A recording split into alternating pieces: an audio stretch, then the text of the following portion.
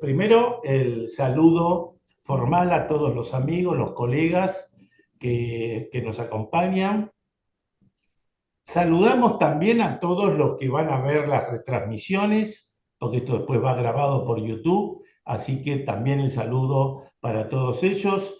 El agradecimiento muy especial a Mariano Ezeiza que hoy nos acompaña. Gracias, Mariano, por tu disponibilidad para acompañarnos aquí en el centro, en esta charla sobre el régimen sancionatorio administrativo de la UIF. Como usted sabe, Mariano Ezeiza es abogado, ha sido titular de la Dirección de Litigios de la UIF y es profesor de la Facultad de Derecho de la Universidad de Buenos Aires. Así que bueno, el tema, Mariano, haces una presentación inicial y luego abrimos las preguntas para compartir con la gente. Así que Mariano, buenas tardes y gracias por acompañarnos. Bueno, muy buenas tardes a todos. En primer lugar, agradecerte, Humberto, por la invitación. Para mí es un placer estar acá. Voy a tratar de enfocarme por ahí más en aspectos prácticos, más allá de que voy a describir el procedimiento. Eh, si bien por ahí no sé si es lo más correcto lo que estoy haciendo, pero un poco yo creo que Es puede útil, llegar a Mariano. interesar es Sí. los aspectos que tienen que ver más con la cocina y la forma en la cual, al menos cuando estábamos en la gestión, que se definían o se decidían los sumarios. Y cuáles son los aspectos que yo creo que desde la práctica, para aquellos que les toque agarrar y tener que defender algún sumario, puedan prestar atención, pues yo creo que pueden hacer un diferencial a la hora de encarar una defensa, eh, ya que muchas veces como abogados nos centramos muchos en aspectos procesales o en aspectos que hacen a una defensa más bien jurídica, desatendiendo por ahí muchas veces parte del aspecto del negocio de fondo, de un análisis financiero y económico de una determinada operación, que yo creo que en este tipo de sumarios pueden llegar a ser algún diferencial en las defensas. Por otro lado, también vamos a hablar un poco de lo que es el procedimiento abreviado, que bueno, es como una novedad que se ha publicado el año pasado y yo creo que es una herramienta sumamente valiosa y un método alternativo de resolución de conflictos que permite no solo alinear al país dentro de una de las recomendaciones del GAFI, que te exige que que tomes acciones decisivas, concretas y que apliques sanciones disuasivas, tendientes a mejorar el cumplimiento y el entendimiento de lo que es el enfoque basado en riesgos, que es un poco lo que pretende el organismo internacional para los países miembros. Pero bueno, eh, como muchos habrán escuchado, Argentina, desde principios de este siglo, bueno, es miembro del GAFI, y como tal, este organismo, el Grupo de Acción Financiera Internacional, establece una serie de recomendaciones, 40 recomendaciones, que hacen al sistema de prevención de lavado de activos, financiamiento del terrorismo y proliferación de armas de destrucción masiva, y tienden a que todos los países que pretenden pertenecer al mundo occidental civilizado, por así decirlo, eh, tiendan a reforzar sus políticas y su normativa en materia de lavado. El GAFI va evaluando los países en rondas, como las denominan, donde mutuamente los países se van evaluando para ver el cumplimiento de estas recomendaciones que redundan en una serie de resultados inmediatos, como los llaman en la jerga del GAFI. Lo cierto es que cada uno de estos resultados inmediatos vienen a reflejar, por lo menos hasta la tercera ronda de evaluaciones. Ahora se está terminando la cuarta, nosotros recién estamos finalizando la cuarta ronda. eh, Se evaluaba lo que se denomina el cumplimiento técnico dentro del sistema de prevención, que tiene que ver con todas las normas, simplemente la normativa que hace tu sistema de prevención de lavado de activos, financiamiento del terrorismo y proliferación de armas de destrucción masiva.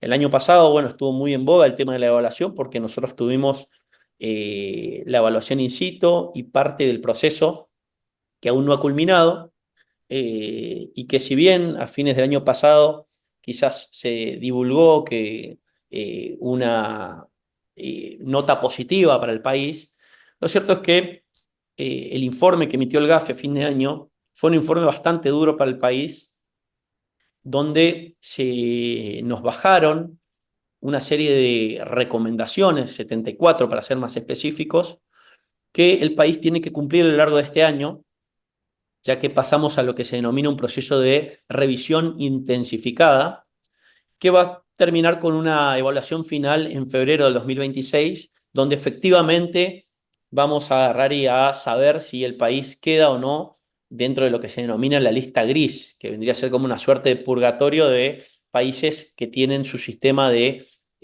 prevención no tan fuerte. ¿Qué tiene que ver esto con los sumarios? Se preguntarán. Bueno, lo cierto es que parte de lo que se venía evaluando en las rondas anteriores es simplemente el sistema normativo.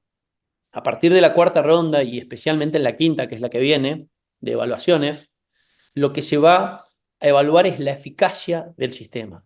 Y la eficacia se mide con números, con estadísticas, y si bien lo que se evaluó hasta la última visita del GAFI fue el periodo 2019-2023, en este proceso de revisión intensificada se va a ampliar a este periodo, con lo cual van a haber muchas acciones tendientes a enforzar ciertas normas que fueron dictadas durante el año pasado.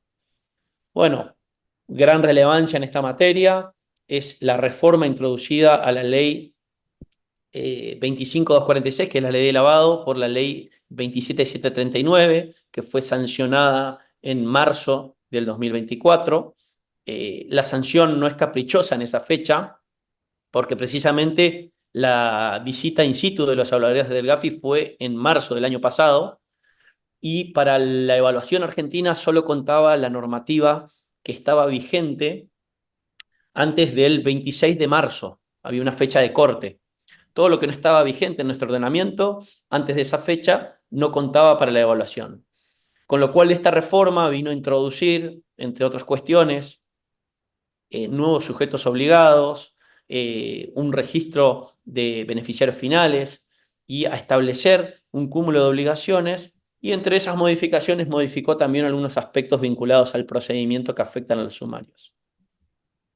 Pero bueno, el sistema de prevención, que yo creo que hay que entender un poco esto también a la hora de encarar y entender por qué eventualmente la UIF aplica sanciones, más allá del trámite del sumario, se basa en que el organismo de inteligencia, ya que la UIF no es más que eso, se nutra de información de distintas fuentes.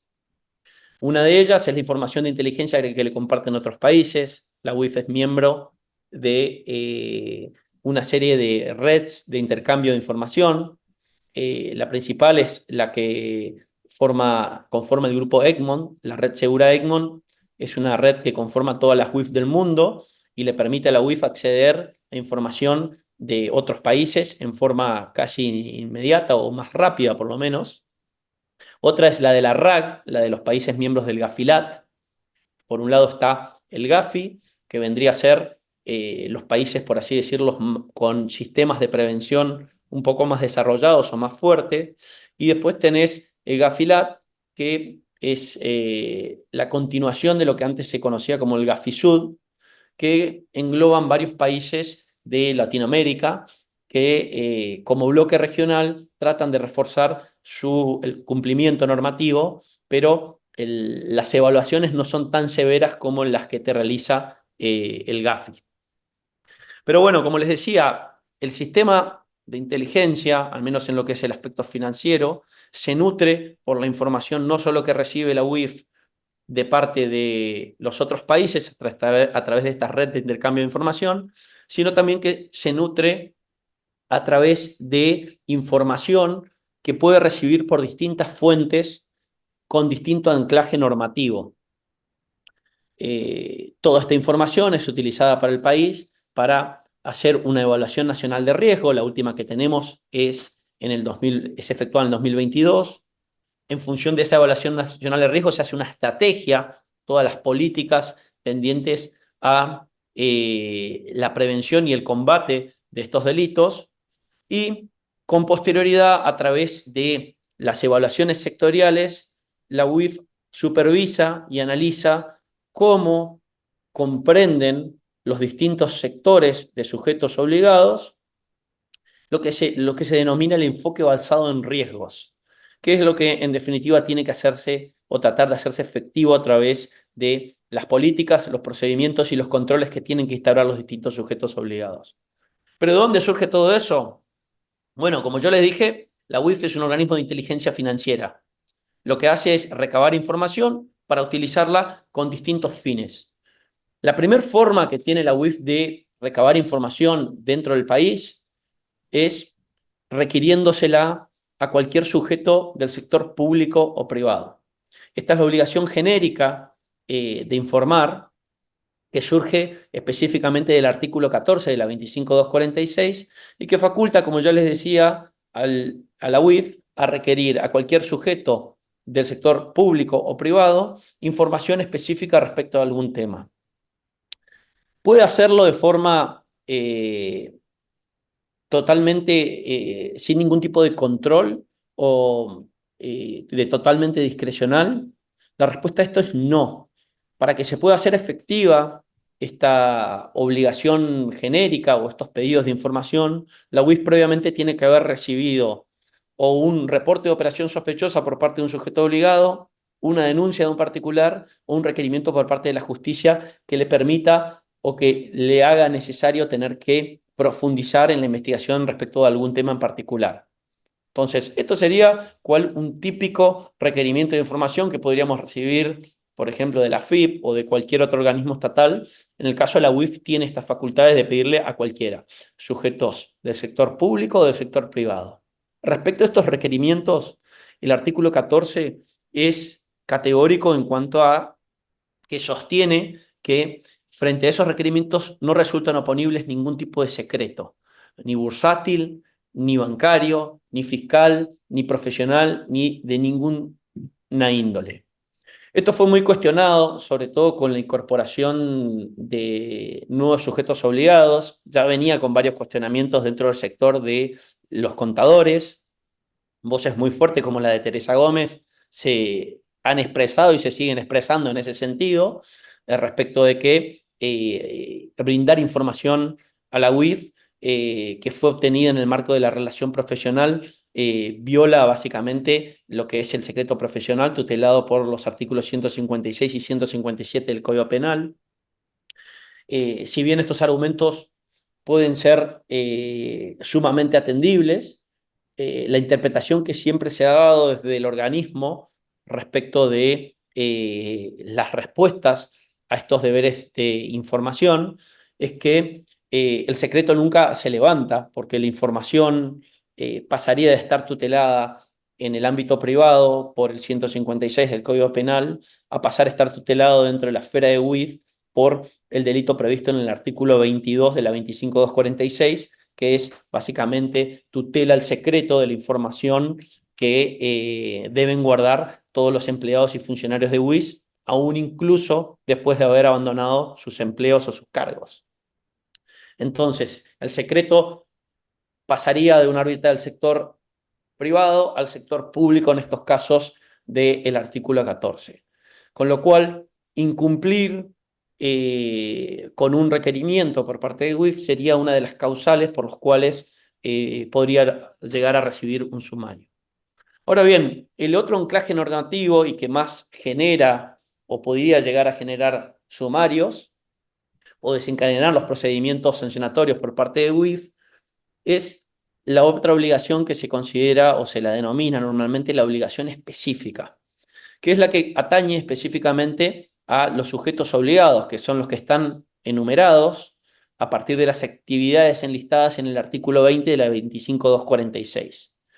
En estos casos, el legislador impone una carga pública a sujetos que realizan determinadas actividades bajo ciertos recaudos y a partir de determinados montos, actualmente medidos según la actividad y el tipo de profesión, en salarios mínimos vitales y móviles, que van a disparar la obligación ya no de que la UIF le requiera específicamente información al sujeto obligado, sino que el sujeto obligado, al realizar la actividad, tenga que informarla en forma espontánea. Esa información la va a tener que dar de dos formas. Por un lado, los denominados reportes sistemáticos, que los tienen que hacer en forma mensual los sujetos obligados y un reporte anual además. Y por otro lado, los reportes de operaciones sospechosas. El anclaje legal de los denominados ROS, o reporte de operaciones sospechosas, surge del artículo 21 de la ley 25.246, que básicamente impone una serie de obligaciones al sujeto obligado que implican efectuar una autoevaluación de riesgos, la confección de ciertos manuales con procedimientos y controles internos tendientes a elaborar perfiles transaccionales de sus clientes y poder identificar si una operación que están evaluando en concreto se condice o no con su perfil transaccional. En los casos en los cuales las operaciones no se condigan con el perfil transaccional del cliente, esa operación en principio va a ser catalogada o calificada como una operación inusual. El hecho de que estemos frente a una operación inusual, a un sujeto obligado no le va a disparar la obligación de emitir el ROS, sino que simplemente va a hacer que el sujeto obligado tenga que requerirle mayor información a su cliente respecto del origen y la legitimidad de los fondos con los cuales pretende hacer esta operación. En caso de que el cliente le justifique la operación, dándole una explicación razonable y documentación que avale el origen de esos fondos en una actividad lícita, esa operación simplemente va a quedar como una operación inusual y el sujeto obligado no tiene que reportarla, al menos como ROS, quizás sí en el reporte de operación sistemática, pero no como ROS. Queda como una operación inusual. Lo único que hay que hacer es guardarse en una carpeta la información que respalde la operación y la obligación estaría cumplida con eso. Ahora bien, si la explicación que le da el cliente al sujeto obligado respecto del origen de los fondos es insuficiente o no le brinda una explicación razonable, lo que tiene que hacer el sujeto obligado es reportar esa operación con un reporte de operación sospechosa que se hace a través de la página de la UIF. ¿Qué plazos tiene normalmente para hacerlo? Bueno, como yo les decía, el anclaje legal es que la actividad esté enlistada en el artículo 20 y surge del artículo 21. Pero se requiere además algo más, y es que el organismo de contralor, que es la UIF, haya reglamentado esa actividad. Así, por ejemplo, en el caso de los corredores inmobiliarios tenés la resolución 43 del 2024, la de los contadores es la resolución 42 del 2024, y así hay distintas resoluciones de UIF que reglamentan cada una de estas actividades. Generalmente los reportes en todo lo que es materia de financiamiento del terrorismo hay que hacerlos dentro de las 24 horas, dentro de lo que es lavado de activos, desde que la operación es calificada como sospechosa, la mayoría de las resoluciones imponen un plazo de 15 días, y que no puede exceder en ningún caso, desde que la operación fue tentada, los 150 días. Ahora bien, todo lo que les estoy relatando hasta el momento y que hace al sistema de prevención y a la forma en la cual hay que cumplir con las obligaciones que impone la UIF, tiene que ver con que el organismo, para demostrar su efectividad, tiene que corroborar si efectivamente los sujetos obligados cumplen con las políticas, los procedimientos y los controles tendientes a hacer efectivo el enfoque basado en riesgos que pretenden las recomendaciones del GAFI. Ahora bien, ¿qué pasa si la UIF, al supervisar un determinado sujeto obligado, detecta que este sujeto no cumple con las obligaciones de, por ejemplo, tener los manuales que surgen del artículo 21, o teniendo los manuales no cumple con la obligación de efectuar reportes de operaciones sospechosas dentro de los plazos establecidos, o tal vez no cumple con la obligación de hacer un reporte sistemático. Bueno, los incumplimientos a este tipo de obligaciones van a dar lugar a la aplicación de sanciones que están reglamentadas específicamente en el artículo 24 de la ley 25.246. Vamos a ver que se enumeran un listado de sanciones que van desde el apercibimiento o la publicación en el boletín oficial, eventualmente del incumplimiento de la sanción, hasta sanciones pecuniarias que son bastante fuertes porque hacen referencia, al menos en lo que son los incumplimientos sustanciales, a varias veces el valor de la operación. Estas escalas vinculadas a la aplicación de la sanción en función del valor de la operación muchas veces tornan sumamente oneroso el sumario porque el sumario no va solo contra el sujeto obligado que lo incumple, sino también contra el oficial de cumplimiento que tiene que estar designado o los miembros del directorio de, el sujeto obligado. Con lo cual, generalmente el sumario va a ir en parte contra los dos sujetos en forma paralela, lo cual implica duplicar eventualmente el costo.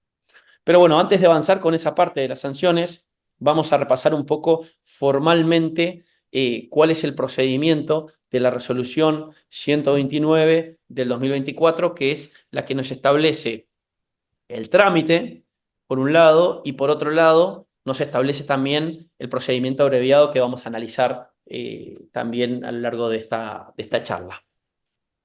Bueno, el procedimiento frente a la detección de un incumplimiento en el marco de una supervisión va a iniciar con el elaborado de un acta y que va a implicar el acto de apertura de sumario.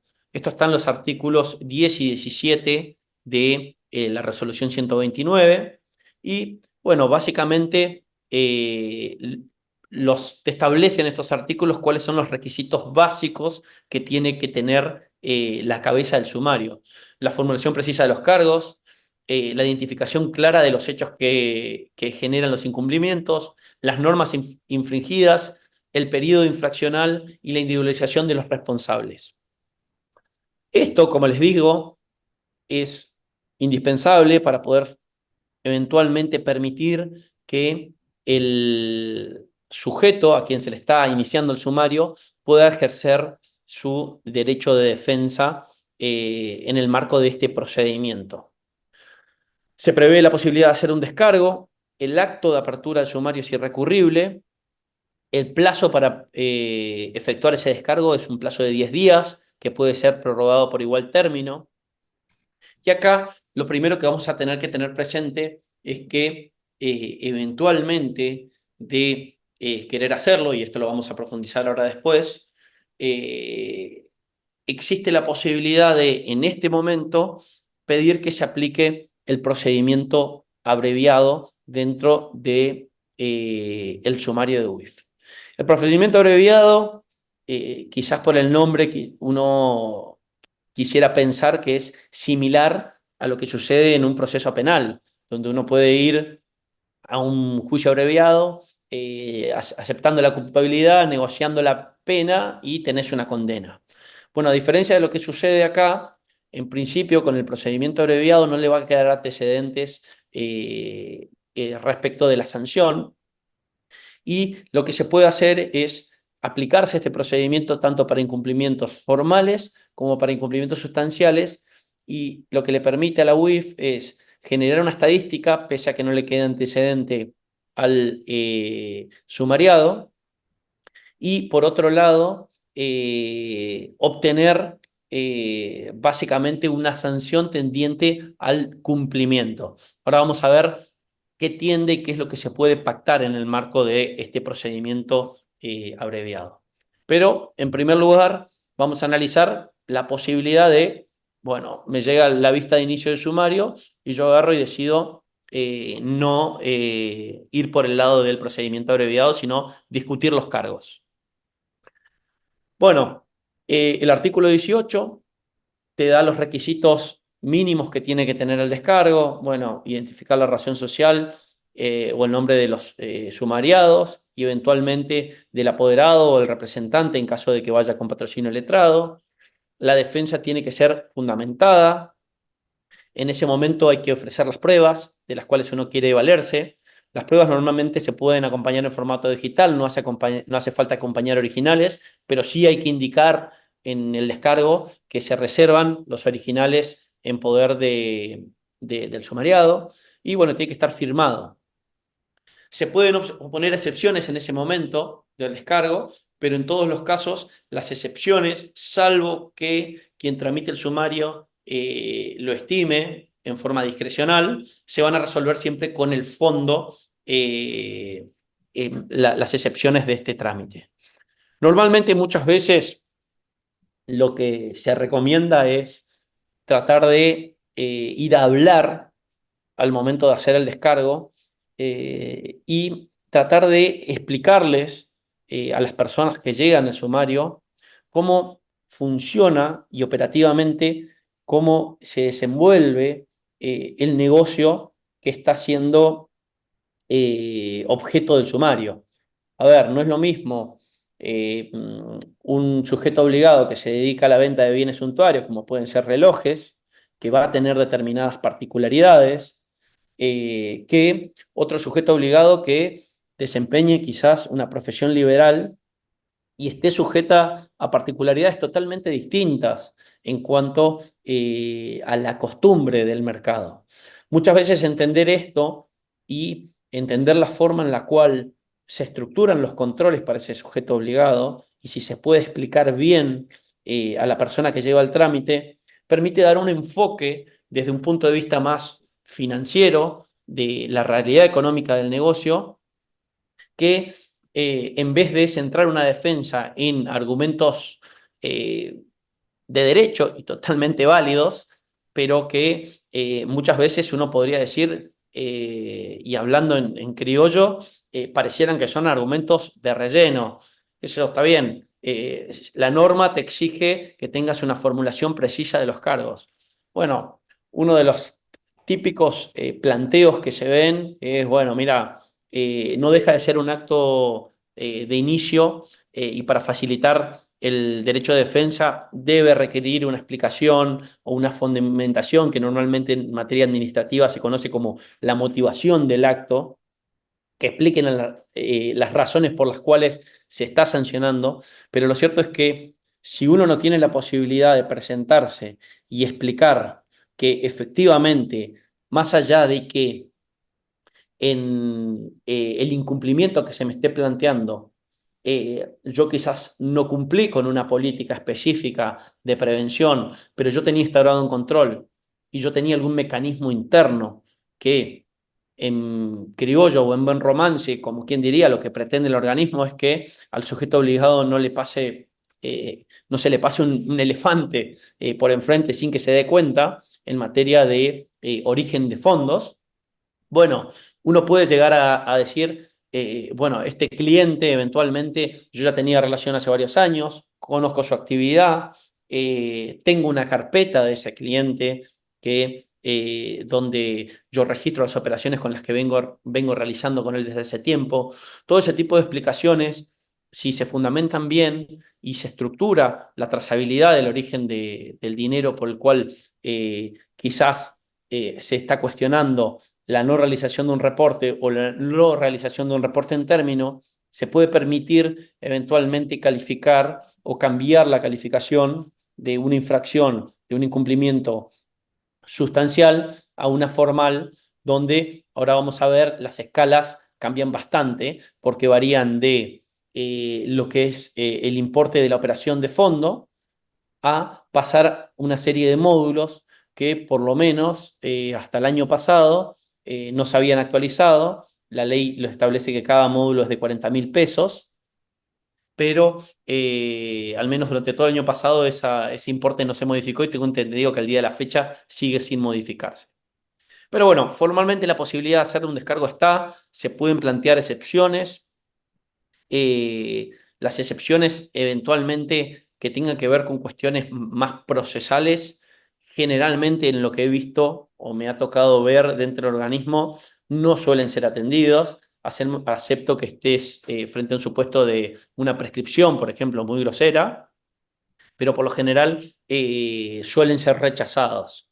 Con lo cual, mi recomendación en este aspecto es tratar de explicar que el sujeto obligado hace sus mayores esfuerzos por instaurar controles internos y cumplir eventualmente, más que agarrar y centrarse en una defensa formal tendiente a una negativa de los hechos. Ahora vamos a ver también por qué les digo esto, y tiene que ver porque quizás ciertos planteos que frente a otras áreas del gobierno puedan llegar a tener otra recepción dentro de la jurisprudencia en materia de lo que es las revisiones de las sanciones de UIF por parte de la Cámara de Apelaciones en lo Administrativo Federal, que es la instancia revisora, es bastante más dura que en otras áreas del derecho. Bueno, en caso de que planteemos el descargo y ofrezcamos pruebas, lo primero que te establece el artículo 21 de la resolución 129 es que se hace un análisis de admisibilidad de las pruebas. En caso de ser admitidas, que por lo general UIF es permeable, agarraría a facultar la producción de pruebas, al menos en lo que me ha tocado ver a mí. Hay un plazo de prueba por 20 días, el cual es prorrogable por el mismo término. Los medios de prueba, en cuanto a las particularidades que pueden tener respecto de la producción tradicional de pruebas, es que, bueno, la declaración del sumariado generalmente es admitida, interesa mucho la explicación que pueda dar, con lo cual muchas veces coachear quizás al cliente para llevarlo a declarar puede ser una buena estrategia si es que es medianamente hábil declarante. Esa prueba no puede ser sustituida por escrito, por eso también les digo esto, es importante analizar bien si conviene o no llevarlo. Las pruebas testimoniales también son admitidas en lo que es la prueba informativa y las pruebas periciales. Generalmente se admiten, pero siempre tanto su producción como diligenciamiento queda a cargo de la parte que lo propone. WIF, en caso de requerir algún tipo de informe, los elabora directamente de oficio como informes técnicos y generalmente en esos informes no se le da participación al sumariado. Pero bueno, respecto de lo que son medios de prueba, hay generalmente amplitud probatoria en cuanto al ofrecimiento y la producción. Después del periodo de prueba, ya sea que se produzcan las pruebas o se venzan los plazos para producirlas con sus respectivas prórrogas, los artículos 28 y 29 de la resolución 129 te explican que viene un periodo de, bueno, el acto que es el cierre del periodo probatorio y se pone el expediente para alegar en el plazo de 10 días. Muchas veces, dentro de este plazo, si bien normativamente está prevista que sea al inicio, me ha tocado ver que en algunos casos incluso se puede remontar o tratar de insistir con la posibilidad del procedimiento abreviado si se da un motivo o una justificación razonable por la cual no se haya hecho el inicio. Esto puede ser que tomen un trámite de una defensa, un sumario que ya esté iniciado por otro profesional y frente al cambio de defensa uno podría alegar la inidoneidad de la defensa técnica y tratar de insistir con el procedimiento abreviado en este último término. Normativamente, como les digo, no está previsto, pero tampoco está prohibido. Y es una posibilidad que se tiene y, por cierto, interesante por las consecuencias que tiene este procedimiento abreviado. Bueno, después del periodo de alegatos, donde hay que brindar las explicaciones de por qué la prueba que se ha ofrecido y se ha producido es idónea para demostrar que el incumplimiento que se atribuye no es tal o, cuanto menos, no tiene la envergadura que el sumario quizás pudiera pretender. Uno de los grandes desafíos que tuvimos el año pasado durante la gestión fue como producto de la escasez en recursos de personal que teníamos en el organismo, era tratar de que los sumarios empiecen a tener un análisis más integrado con otras áreas, como es el área de análisis de la UIF, que tiene contadores, precisamente para que la explicación o la fundamentación del reproche contenido en el sumario tenga un enfoque más financiero y tendiente a el reproche justificado desde un aspecto más contable y técnico, que no simplemente se base en la aplicación de la norma rígida para pretender aplicar una sanción. Como les mencionaba antes, lo que siempre interesó es que los sujetos obligados comprendan y apliquen en forma efectiva el enfoque basado en riesgos, con lo cual no se busca tener simplemente una sanción de índole recaudatoria, sino que lo que se pretende es que el sujeto cumpla, comprenda el incumplimiento y eventualmente lo regularice. De hecho, esa fue la finalidad por la cual se estableció el procedimiento abreviado. Bueno, con posterioridad al cierre del periodo probatorio y a la producción de los alegatos, el paso siguiente del expediente es que se elabore un informe final por parte de la dirección que aplica las sanciones, la DRAS.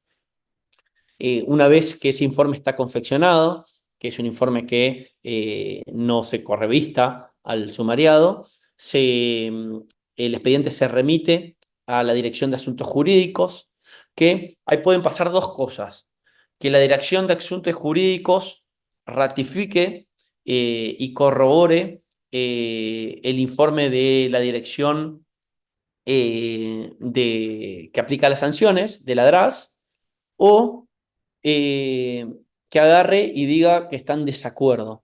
En ese caso, el expediente vuelve a la Dirección de Derecho Sancionador y tiene que elaborarse un nuevo informe teniendo en cuenta las observaciones que haga la Dirección de Asuntos Jurídicos.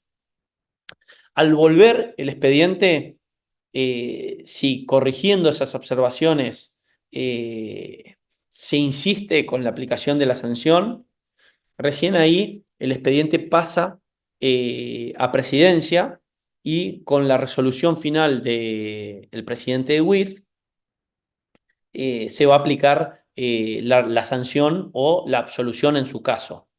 Esto es, eh, dentro del procedimiento, un paso que cambió el año pasado con una de las modificaciones que hubo, porque antes estaba un consejo asesor que intervenía con posterioridad a la intervención de la Dirección de Asuntos Jurídicos, que tenía que dictar una opinión, y esa opinión era no vinculante para el presidente de UIF. Es decir, el consejo asesor, que era un consejo que estaba integrado por representantes de distintos organismos ajenos a la UIF, analizaba el sumario y decía si había mérito o no para aplicar la sanción. Lo cierto es que hubo algunos casos en los cuales, incluso con la disconformidad del consejo asesor, el presidente de UIF decidió avanzar y aplicar igualmente la sanción, lo cual generó un cierto revuelo en el marco de la evaluación, y en línea con las sugerencias que venían más que nada de la mano de Sturzenegger de agarrar y achicar lo más posible ciertas estructuras burocráticas. Como el consejo asesor tenía una opinión que no era vinculante, se decidió directamente eliminarlo, y así salió en la reforma de la última ley. De hecho, está eliminado directamente el consejo asesor. Ahora, actualmente, después del dictamen de la Dirección de Asuntos Jurídicos, se va el expediente a presidencia con el proyecto de resolución, que va a ser confirmado, o en ese caso se aplica la sanción, o desestimado y se notifica directamente una absolución. Bueno, ¿qué se puede hacer contra la resolución de UIF que decide aplicar una sanción? Bueno, acá hay una de las principales modificaciones que introdujo la 27739, que está en el artículo 25 de la ley 25246, y es la posibilidad de la revisión de esta resolución en un recurso de apelación ante la Cámara Contencioso Administrativo Federal, que es la que tiene competencia directa a través de este recurso directo en la revisión de estos actos administrativos emitidos por la UIF. Esto lo van a encontrar también en el artículo 31 de la resolución 129, pero no hace más que repetir lo que te dice la 25246.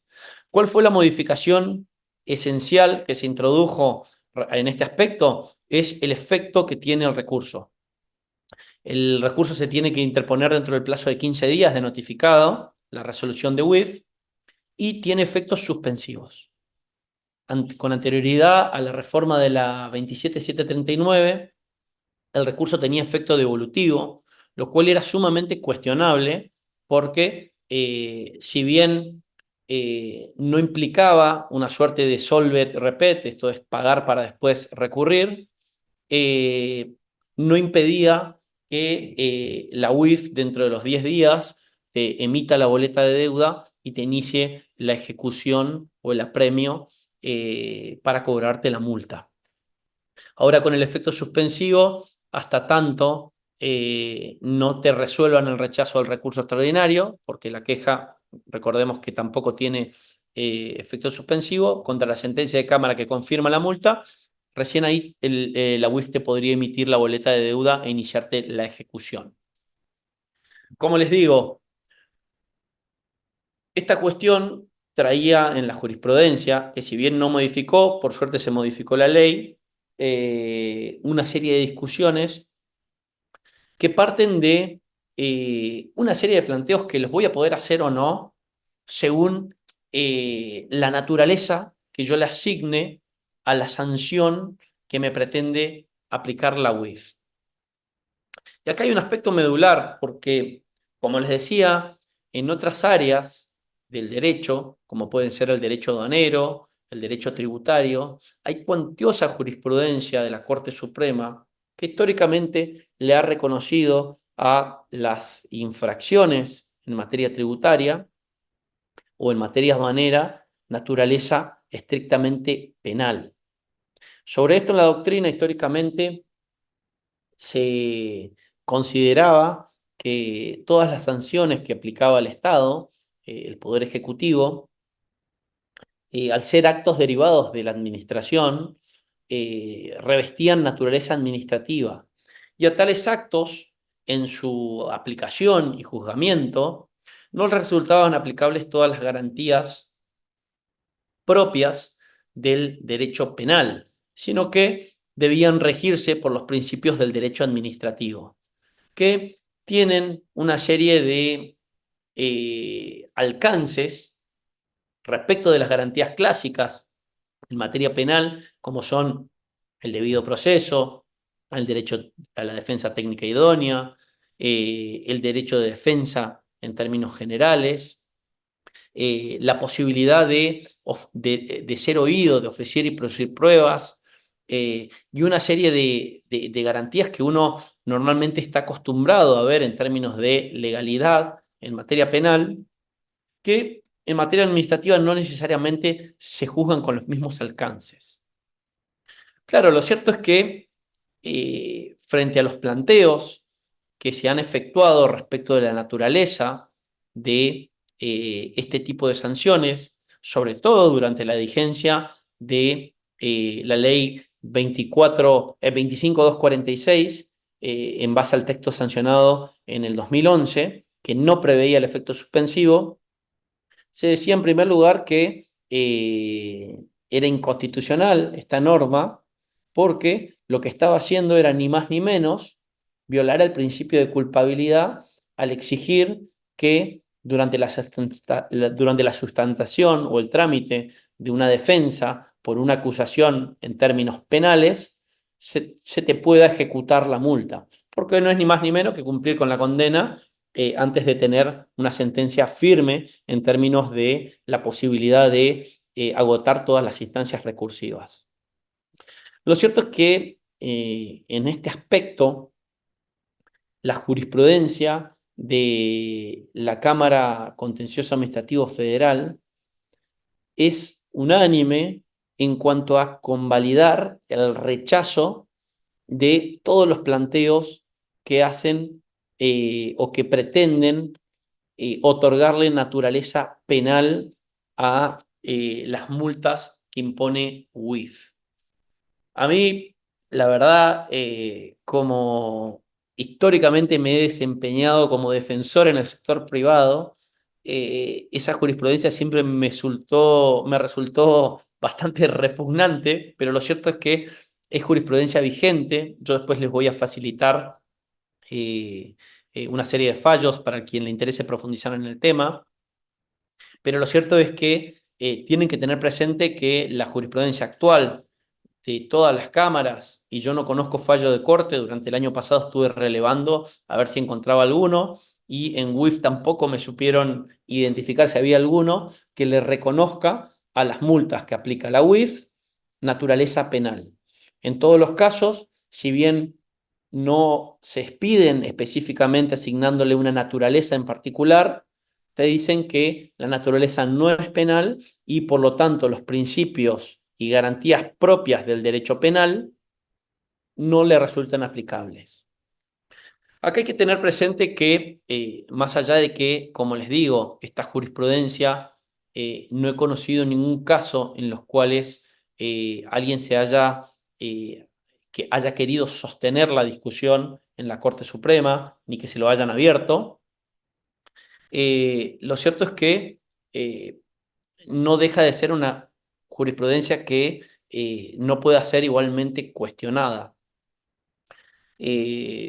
Históricamente, en nuestro país, desde la reforma del año 1994, con la incorporación a través del artículo 75, inciso 22, de una serie de tratados de derechos humanos, entre los cuales está la Convención Interamericana de Derechos Humanos, que en una serie de materias, eh, por así decirlo, en los cuales se tienen que asegurar una serie de garantías. Una de ellas es el del acceso a la justicia y contar con ciertos aspectos en el juzgamiento de las penas o las sanciones que pretende aplicar el Estado. Se ha analizado que la Corte Interamericana de Derechos Humanos es la intérprete de este pacto de San José de Costa Rica, y nuestra Corte Suprema en numerosos casos tiene dicho que se encuentra obligada a seguir la interpretación que efectúa la Corte Interamericana de Derechos Humanos sobre las garantías del Pacto de San José de Costa Rica. Y específicamente me refiero a las que nos interesan, que en materia penal son las que surgen de los artículos 7 y 8 de la Convención Interamericana de Derechos Humanos. ¿Por qué refiero a esto? Porque nuestra Corte Suprema, en algunos casos que quizás no necesariamente se vinculan con casos que han sido juzgados vinculados a sanciones por WIF, pero sí involucran cuestiones que afectaban al Estado Nacional y que son casos que normalmente uno los cita o los relaciona a temas que tienen que ver con cuestiones impositivas. Por mencionarles alguno, está el caso de Microómnibus Barranca de Belgrano, que históricamente siempre se citó, es un fallo de Corte Suprema, para la interpretación de la garantía del solvet repet en materia tributaria. En ese caso, lo interesante que yo rescato es que la Corte tiene dicho que las garantías del pacto, más allá de lo que resolvió por el fondo, son aplicables tanto a personas físicas o de existencia visible como a personas de existencia ideal. A lo que yo voy es, si le vamos a reconocer todas estas garantías a las personas de existencia visible y a las personas de existencia ideal, no podemos hacer una distinción respecto de uno y otro caso. Y la forma de estructurar eventualmente un planteo dentro de uno de estos sumarios tendientes a introducir alguna defensa que las involucre, y es a partir de cierta jurisprudencia. Por mencionarles un caso, está el caso del Tribunal Constitucional con Perú, donde la Corte Interamericana tiene dicho que siempre que en el marco de un procedimiento ante alguno de los poderes de un Estado exista la posibilidad que a un administrado le apliquen sanciones de naturaleza penal, a ese administrado le van a corresponder todos los derechos y garantías que le corresponderían a un imputado en sede penal. ¿A qué voy con esto?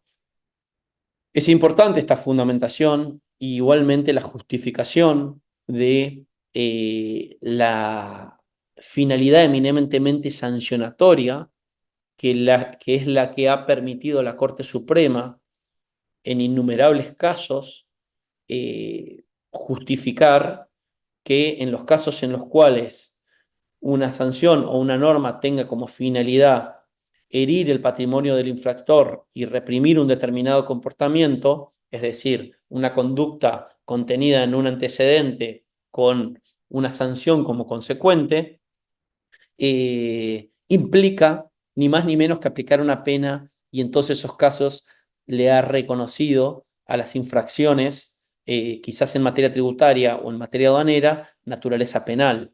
Esto lo ha hecho, por ejemplo, por mencionarles algunos casos de corte, en Parafina del Plata S.A., Usandizaga Perrone Juliarena S.R.L., en el fallo Lapidus, en materia de clausura, que si bien son todos fallos vinculados a la materia impositiva, nos permiten instaurar un razonamiento tendiente a justificar la aplicación de garantías que, si bien las cámaras actualmente no las vienen reconociendo, eventualmente, si se quiere sostener la discusión ante la Corte Suprema, entiendo yo que hay que hacerlas desde el primer momento en el sumario infraccional.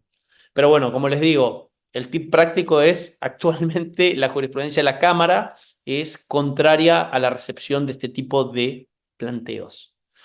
Ahora bien, en cuanto a prescripción, bueno, no hay mayores complejidades en el trámite, tanto el plazo para hacer efectiva la multa como para ejecutarla es de 5 años, o sea, son dos plazos distintos, que eventualmente se va a interrumpir con la notificación del acto que dispone la apertura del sumario, o sea, la cabeza de inicio, que es la que nos notifican ni bien se detecta el incumplimiento. Y ahora vamos a pasar a hablar un poquitito del procedimiento abreviado. Como les digo, en la resolución 129, una de las novedades que ha tenido la gestión de Ignacio Jacobuzzi es la creación de este procedimiento que permite una salida decorosa en términos de riesgo reputacional para la empresa, porque le permite, en cierto modo, que salga sin un antecedente, sin una condena, y le permite a la UIF agarrar y, en cierto modo, recaudar y asegurarse que ese sujeto obligado va a proceder a cumplir. ¿En qué momento hago efectivo? Bueno, el momento por excelencia es al momento del inicio del sumario. ¿Por qué? Esto no es caprichoso. Porque en ese momento se van a hacer una liquidación provisoria de los cargos.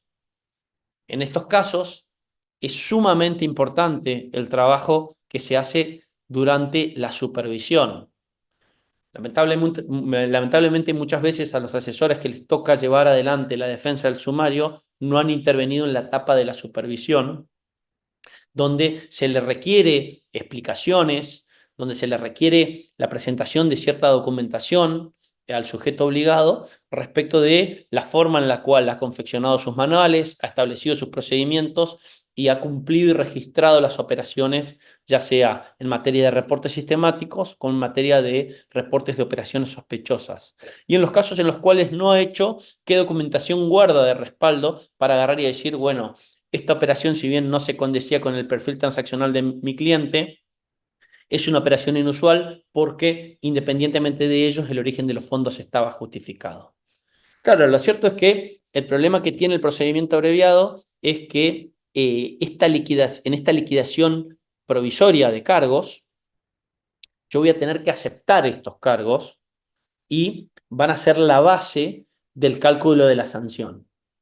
Y acá el principal problema que siempre veíamos es que generalmente el sumario involucra eh, tanto al sujeto obligado como al oficial de cumplimiento, que en la práctica termina siendo un mismo sujeto el que termina haciéndose cargo de todo, pero la base ya se te duplica del mínimo de la infracción.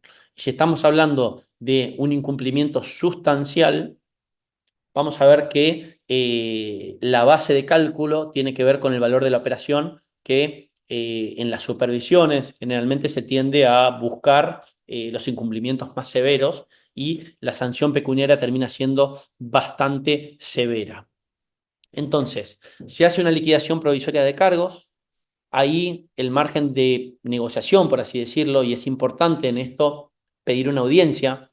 Esto, si bien no está normativamente previsto, en WIF generalmente se atiende a la gente que va a hacer los planteos, y si uno consigue explicar bien las razones por las cuales se llegó hasta ese punto y se demuestra una intención de cumplimiento, la idea es tratar de, como ya les digo, regularizar el sector que haya generado el incumplimiento y no tanto agarrar y tratar de aplicar la sanción rígida y severa. Entonces, al momento de inicio del sumario, se informa sobre la posibilidad de acogerse al procedimiento abreviado, se aceptan los cargos provisoriamente liquidados.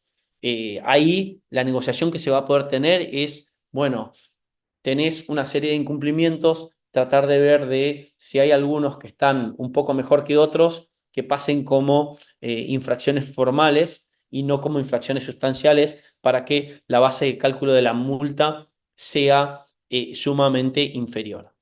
Pero acá lo novedoso de el procedimiento abreviado es que además lo que hay que pactar con la persona que llega al sumario es un plazo para subsanar los incumplimientos. Esto es sumamente importante porque los incumplimientos pueden ir generalmente por dos grandes aspectos. En primer lugar, todo lo que es la gama de incumplimientos formales, esto es, no tener cosas que te exija la ley, no tener tu evaluación de riesgos, no tener tus manuales, es decir, no haber hecho un control, no hacer debida diligencia de tus clientes, no efectuar reportes. En principio, esos son todos incumplimientos que, como la ley te los exige, son considerados incumplimientos formales. Ahora bien, si los incumplimientos tienen que ver con la no comprensión o aplicación de una política de prevención o el no cumplimiento de ciertas reglas que son sumamente necesarias para evitar los problemas que tiene el sistema de prevención más severos, el incumplimiento va a ser catalogado como un incumplimiento sustancial y ahí la sanción es más severa. ¿A qué me refiero? Y bueno, por ejemplo, una de las incorporaciones que tiene es el REPET, que es un registro que se permite su consulta. Y si yo realizo una operación con una persona que estaba incluida en ese registro, que se nutre por los listados de las personas sancionadas, por los listados que brinda la ONU, por los informados por la justicia y por una serie de organismos que proveen información al REPET, directamente el incumplimiento de esa obligación, que es algo severo, porque permitiría, por ejemplo, hacer algún tipo de operación con una persona que esté catalogada como perteneciente o con vínculos a una organización terrorista o de alguna otra índole, directamente son considerados los incumplimientos más graves. Entonces, si no estamos frente a un incumplimiento sustancial, yo lo que voy a hacer es tratar de establecer un plazo de subsanación y voy a tener que ir entregando los progresos en la implementación de las políticas, los procedimientos tendientes a hacerlas efectivas y una vez que tenga todo esto, voy a tener que recurrir a una figura que se llama el rey. ¿El rey qué es? El rey es el revisor externo independiente.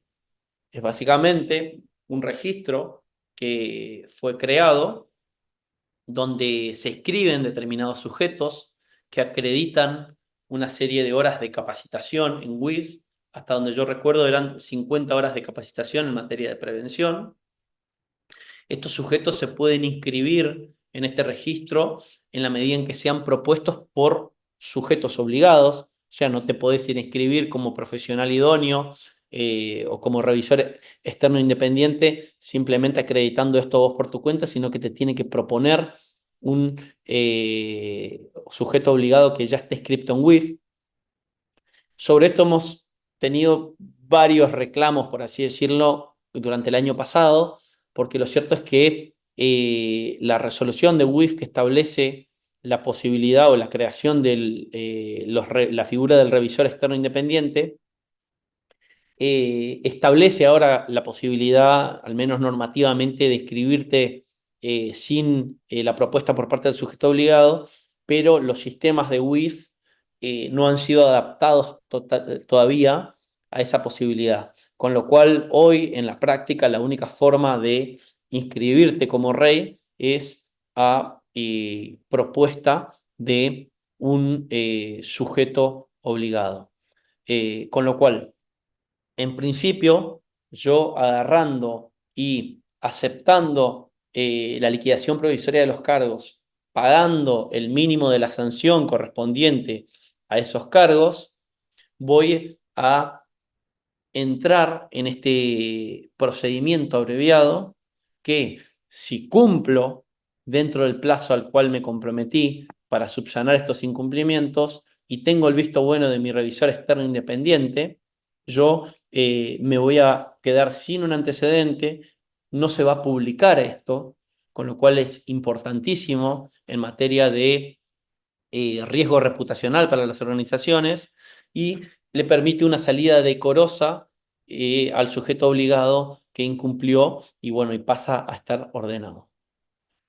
Yo no sé si respecto a los temas que estuve desarrollando, existe alguna duda o les quedó alguna pregunta para hacer. Les diría que aprovechemos quizás estos minutitos para ir evacuar las preguntas que le pudiera llegar a surgir. Yo estoy totalmente abierto a responderlas. Bueno, muy bien. Ante todo, te quiero felicitar por la excelente presentación, detallada, profunda, muy didáctico. Así que felicitaciones por esta presentación. Yo quería comenzar así, después vamos a hacerlo también con nuestra gente. Hay un punto donde, bueno, vos te has explayado mucho. En realidad, la doctrina también ha insistido desde hace mucho tiempo que es justamente la naturaleza del régimen sancionatorio que tiene la UIF. Y has mencionado perfectamente la jurisprudencia que tiene en forma unánime la Cámara y el hecho que, coincido con esto, no se conoce antecedente de la Corte sobre esta materia, ¿no? Ahora, uno de los problemas que se originan, en realidad hay varios problemas que se vinculan a esto, está dado por la responsabilidad objetiva. Es decir, en el caso del directorio, la imputación que se hace al directorio, en la práctica, has enfatizado muy bien y has separado muy bien los aspectos dogmáticos, los aspectos técnicos y prácticos, ¿no? En la práctica, cuando se inicia un sumario El sumario se inicia conjuntamente con todos los miembros del directorio de la sociedad. Mirá, la norma no prevé distinción. Los sumarios, y en esto te voy a ser totalmente franco, con los cuales nos topamos nosotros, ni bien ingresamos, eh, estaban, eran bastante pobres en términos de fundamentación, se iniciaban contra todos. Nosotros empezamos a segmentar un poco y a tratar de que esa área del organismo, si bien no era la que yo tenía a cargo, nosotros trabajábamos en conjunto con los otros directores en tratar de que se mejore todas las áreas del organismo, eh, de hacer una fundamentación porque nosotros entendemos que, si bien, bueno, por el propio artículo 21, el oficial de cumplimiento tiene que formar parte del directorio y entendemos que hay una segmentación de roles y funciones que pueden existir o no dentro de las organizaciones. Y también éramos conscientes de que hay distintos tamaños de organizaciones y no es lo mismo una pyme donde quizás el presidente del directorio de es una SA, pero es el mismo tipo que está ahí porque es una empresa chica, familiar, toma las decisiones y está al tanto de todo. Y en otras organizaciones, por ahí un poco más grandes, donde tenés más segmentados y divididas las responsabilidades. En eso entiendo que el personal se empezó a capacitar en esa línea y la idea es segmentar, ir un poco en la línea de lo que la Corte en materia tributaria resolvió en el caso Monasterio da Silva, que es el leading case en materia de responsabilidad subjetiva, en tanto a la necesidad de, bueno, requerir un reproche a título personal y una intervención efectiva en los hechos. Con lo cual, estamos hablando siempre de casos en los cuales vos puedas acreditarlo de determinada forma. Hay varias formas prácticas de hacerlo.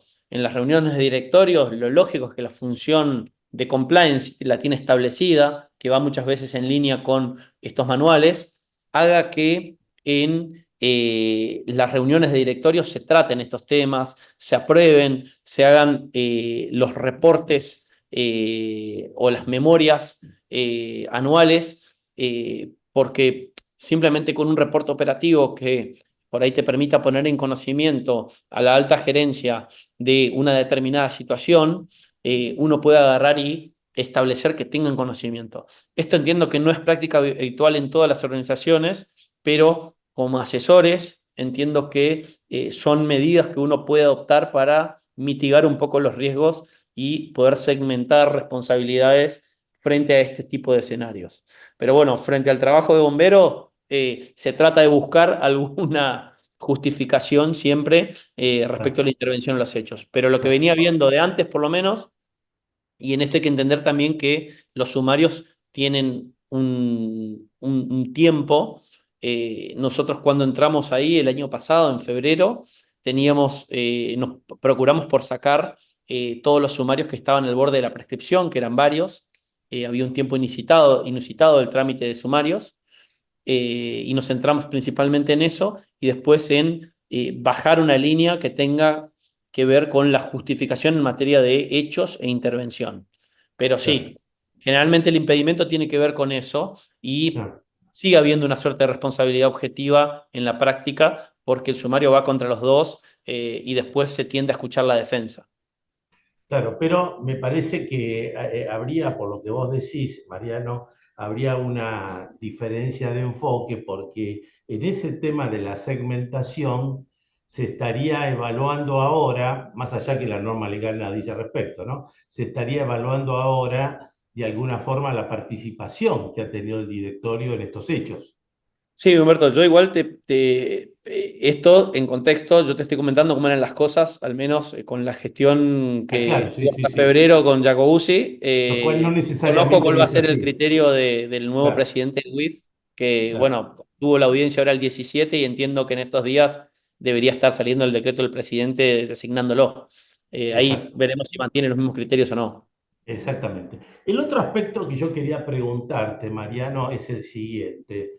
las empresas que tengan diseñado y aplicado un compliance, ¿de alguna manera el compliance puede servir como un elemento de defensa en el sumario?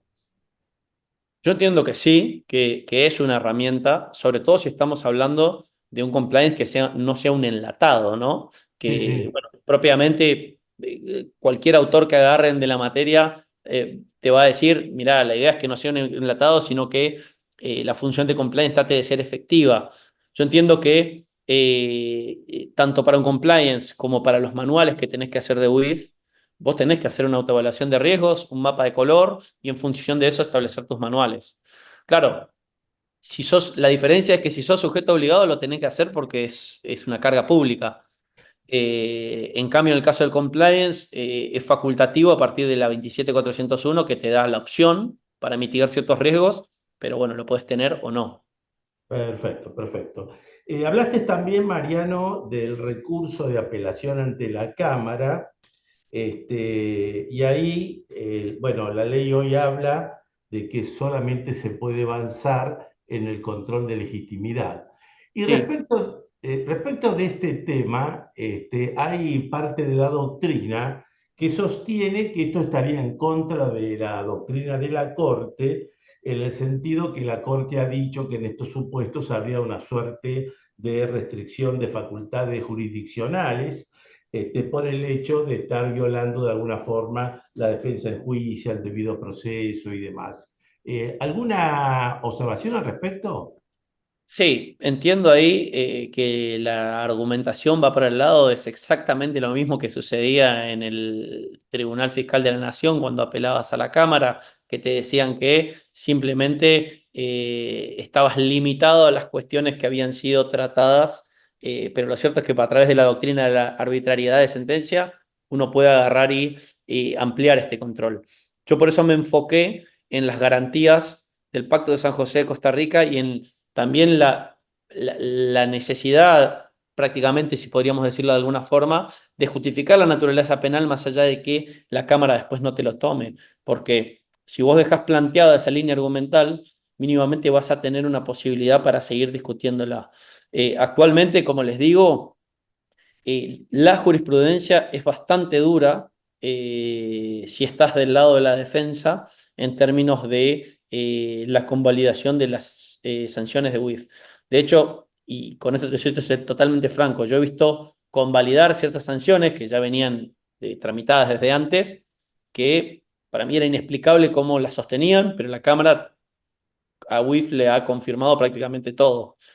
Solo he visto que después le voy a pasar el fallo un caso en el cual revocan el sumario y mandan por así decirlo, haciendo una crítica importante respecto de la falta de análisis de los hechos. Pero bueno, en síntesis, mi opinión respecto de esto es importante ir con esa fundamentación, más allá de que la jurisprudencia en principio está más inclinada a no prestar atención a esos argumentos. Yo entiendo que igual la ley al hablar de ilegitimidad ya te abra, es una cuestión de argumentación nomás, porque ya te abre la puerta a agarrar y a meter en definitiva cualquier tipo de discusión que uno quiera implementar va a contrarrestar lo que es la ley y la aplicación al caso de los hechos, entonces vas a estar hablando siempre de ilegitimidad. Perfecto. Y yo la última pregunta que te quería hacer, Mariano, es la siguiente, sobre el procedimiento abreviado, que realmente me pareció un avance importante en toda la parte sumarial, pero hay un aspecto o dos aspectos que sobre esto te quería preguntar. En primer lugar, como vos bien decías, en el momento de inicio del sumario, el sumariado es el que tiene que informar acerca de la posibilidad de acogerse, pero el hecho que se acoja o no depende de la aprobación de la UIF. Este sería el primer punto. Y el segundo punto, la sucesión de hechos, te quería preguntar. Porque en esa línea, tal cual vos lo has planteado, viene la liquidación provisoria de cargos, el plazo para subsanar los incumplimientos y el informe del rey. Ahora, En un momento determinado, que esto que te quería preguntar, de aprobarse todo esto, debe ser realizado el pago por parte del contribuyente. Si el plazo para subsanarlo, estos incumplimientos, es posterior y no se cumple, ¿cuál sería el efecto de esto? Bueno, mira, en primer lugar, esa situación, el procedimiento es nuevo, nunca nos pasó un caso así.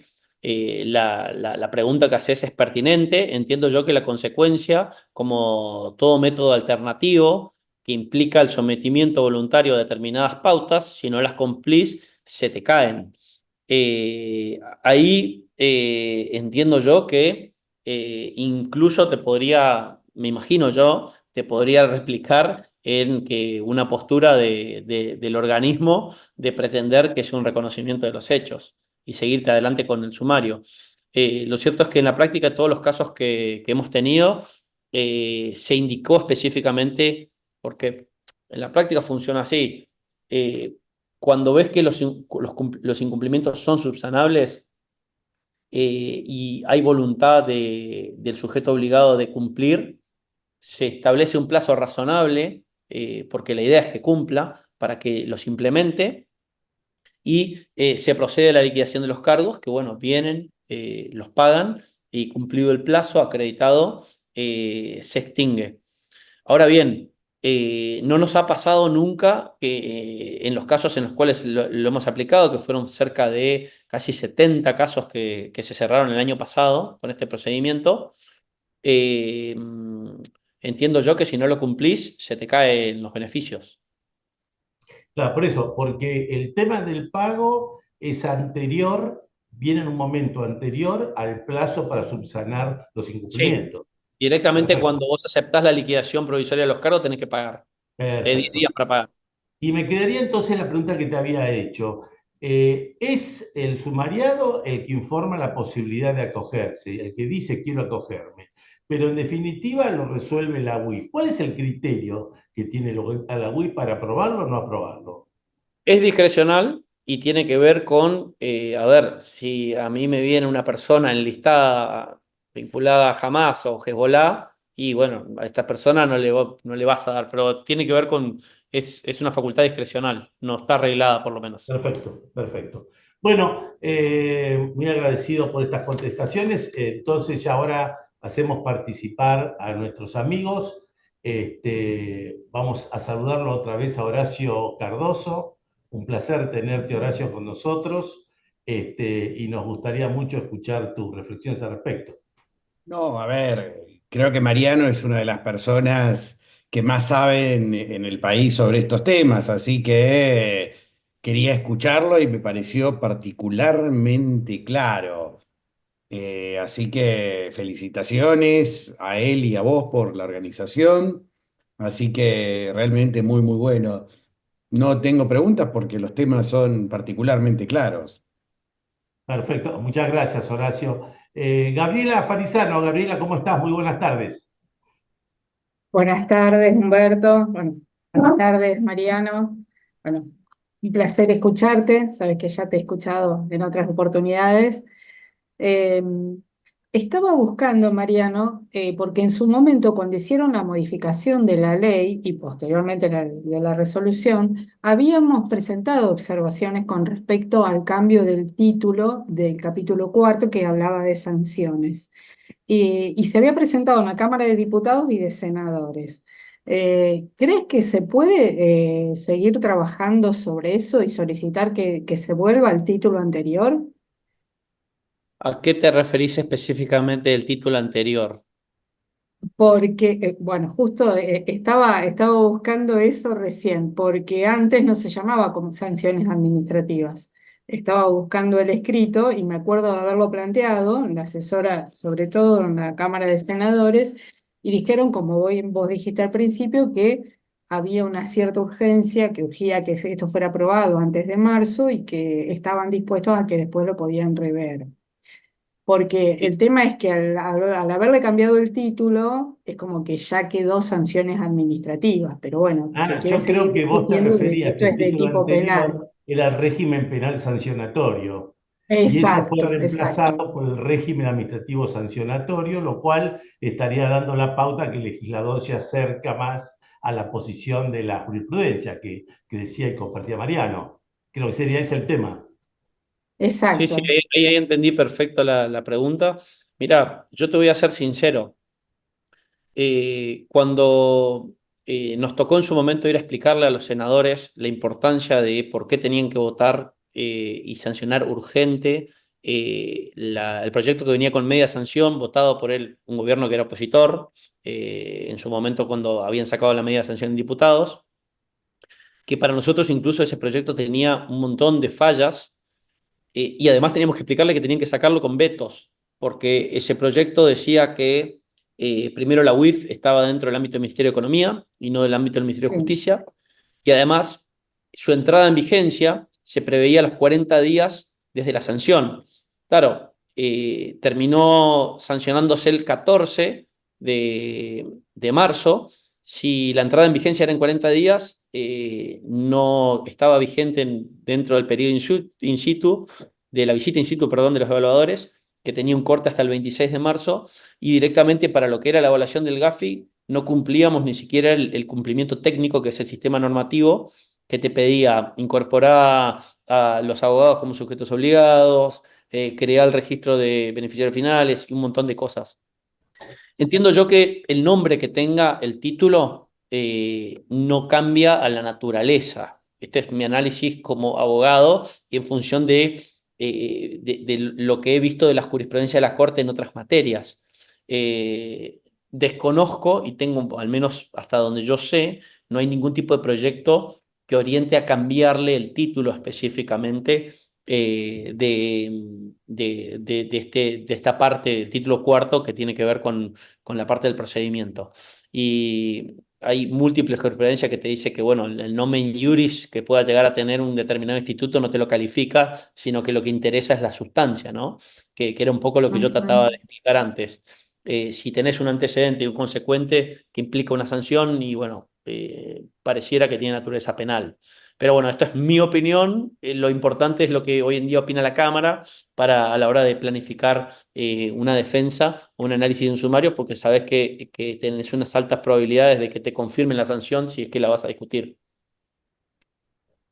Sí, sí, esto, digamos, no era solamente este título, ¿no? Lo que habíamos observado, eran varias las observaciones, lo que entendíamos por ahí en una contradicción entre el artículo 14 y el 21, el 20 con respecto al tema del secreto profesional. Después también habíamos hechos otros planteos y ya te digo, en ese momento dijeron que si se presentaba, estaban abiertos a analizar después en profundidad esta modificación con tiempo, ¿no? Con suficiente tiempo.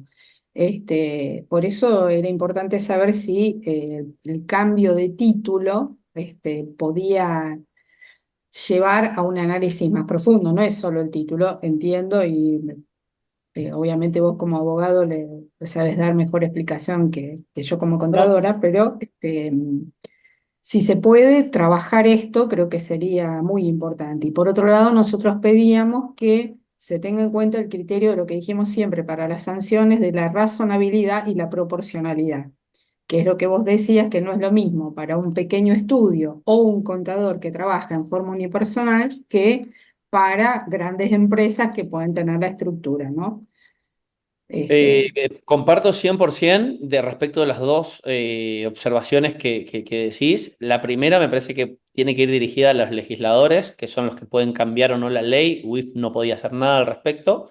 La segunda sí va orientada a UIF. Me parece que el análisis de la razonabilidad y la proporcionalidad en materia de las sanciones tiene que ver con la fundamentación y con la motivación de todo acto administrativo y sobre todo si se va a aplicar una sanción, incluso si le querés considerar una naturaleza administrativa, las normas de la ley 19.549, que es la Ley Nacional de Procedimientos Administrativos, en su artículo 7 te establece los elementos que tiene que tener un acto administrativo y entre ellos la causa, la motivación, la fuente, son todos elementos esenciales y su inexistencia implica el planteo de nulidad. A ver, argumentos para cuestionarla, si le querés dar naturaleza administrativa, hay. Yo creo que conviene atacarla tratando de fundar una naturaleza penal, ¿no? Pero bueno, eso ya es decisión de cada uno. Pero sí, comparto 100% lo que decís, Gabriela. Un Gracias. hecho, Mariano, que me parece realmente interesante. Vos sabés que días atrás se realizó en San Martín de los Andes unas jornadas tributarias, aduaneras y de régimen penal tributario. Y ahí tuvimos una conferencia del ministro de Justicia, que justamente él se refirió a las modificaciones de la ley de lavado. Inclusive hizo énfasis en toda la negociación vinculado con la GAFI, bueno, todo lo que sabemos. Y una vez que termina la presentación del ministro, cuando se abre el debate, una de las personas le hace una pregunta que es la que surge acá justamente, o sea, la de la responsabilidad penal, administrativa, de la UIF, y quizás todo el auditorio se quedó sorprendido al escuchar la respuesta del ministro, que dijo que para él tenía naturaleza penal. Realmente fue bastante sorprendente, y él terminó diciendo que él espera que esta posición la adopte la jurisprudencia. Bueno, vos lo has dicho con toda claridad, ya sabemos la jurisprudencia, por supuesto que falta todavía la decisión de la Corte, ¿no? Pero me pareció interesante agregar esto porque creo que uno no se imaginaría esa respuesta por parte del ministro de Justicia, ¿no? Claramente la función que he tenido yo, lejos de ser política, era un rol más técnico, él es político, entiendo que su respuesta, bueno, la comparto si dijo eso, pero bueno, lo cierto es que sí, pareciera que es esperable, él viene de la profesión, con lo cual entiendo que estos argumentos, sobre todo para los que nos dedicamos al derecho penal, pareciera que son evidentes. Pero bueno, también hay una realidad. Hay que saber que vos te vas a la Cámara te rechaza los argumentos en base a la jurisprudencia actual y tenés que saber que te vas en recurso extraordinario. Es la misma Cámara la que te decide la admisibilidad del recurso, o sea, probablemente defienda su sentencia, te diga que no. Y la queja, acá a los que han litigado Te y lo para los que plancha. no, la queja puede tardar mucho tiempo en que se te expida y si es que no te aplican el artículo 280 del Código Procesal Civil y 280. Comercial, Exacto. en el medio te pueden ejecutar, o sea, Claro. porque ya no te deja de suspender la ejecutoria del acto, con lo cual uno muchas veces tiene que darle una respuesta económica también al cliente, y hay Y veces con que, bueno, criterio práctico. un criterio práctico. Entonces, por Claro. eso el procedimiento abreviado vino a destrabar bastante, y nosotros en su momento lo hemos considerado como uno de los éxitos de la gestión Claro.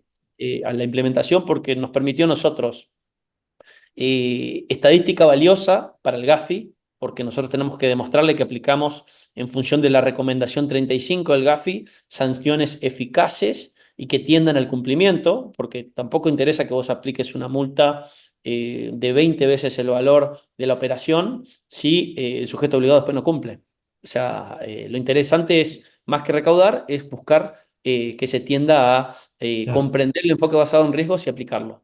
Claro. Mariano, creo que habías comentado vos en tu gestión a qué números habían llegado de procedimientos abreviados. Te lo puedo confirmar eso, pero fueron cerca de 70. Cerca de 70, claro. Exactamente. Bueno, hemos llegado se acabó el tiempo, la finalización de esta charla. Un agradecimiento grandísimo a Mariano que nos ha acompañado, que realmente ha hecho una magnífica presentación. Para todos aquellos que quieran volver a ver o aquellos que quieran verlo, en YouTube va a estar entonces la posibilidad de poder verlo. También entonces el agradecimiento a todos ustedes que nos han acompañado, invitándolos entonces para las próximas reuniones del centro. Muchas gracias y hasta cualquier momento.